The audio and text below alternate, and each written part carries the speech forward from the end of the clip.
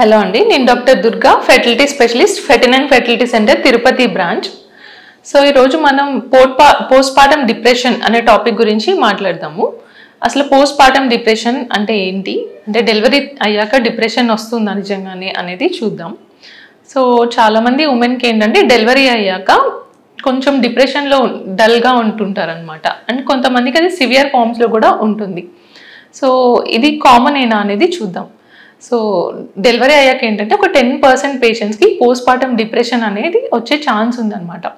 కొంతమందికి సపోర్ట్ లేకపోవడం వల్ల కానీ, ఫ్యామిలీ సపోర్ట్, బేబీని చూసుకోవడంలో కానీ, బ్రెస్ట్ ఫీడింగ్లో కానీ, డెలివరీ తర్వాత చాలా ఇబ్బందులు అనేవి ఉంటాయి కదా. సో ఇలా ఇబ్బందులు ఉన్నప్పుడు మనకి ఒక సపోర్టివ్ ఎన్వైరన్మెంట్ కనుక ఉన్నట్లయితే వాళ్ళకి ఒక హ్యాపీ ఎన్వైరన్మెంట్లో సపోర్టివ్గా ఉండడం వల్ల ఈ డిప్రెషన్ అనేది రాదనమాట, కొంచెం తక్కువ ఉంటుంది. బట్ ఇలాంటి కండిషన్స్ కాకుండా కొంచెం ఏ సపోర్ట్ లేదు, ఫీడింగ్ డిఫికల్టీస్ ఉన్నాయి, సో ఇలాంటి ప్రాబ్లమ్స్ అన్నీ ఉన్నప్పుడు డిప్రెషన్ వచ్చే ఛాన్స్ ఉందన్నమాట.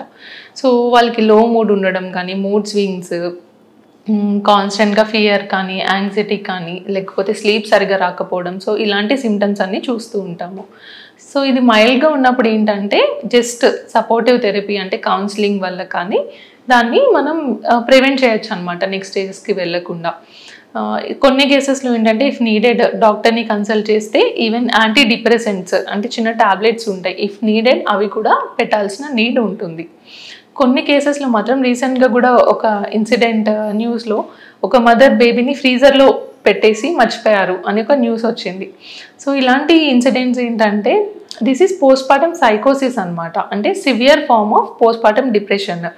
సో ఇలా ఈ స్టేజెస్లో ఏంటంటే వాళ్ళకి ఎక్స్ట్రీమ్స్ లైక్ సూసైడల్ టెండెన్సీస్ కానీ, ఇన్ఫాంటిసైడ్ అంటే బేబీని ఏమన్నా చేయాలి అన్న థాట్స్ కానీ, సో ఇలాంటివి కూడా ఉండే సివియర్ ఫార్మ్ ఆఫ్ డిప్రెషన్ అనేది ఉంటుందన్నమాట.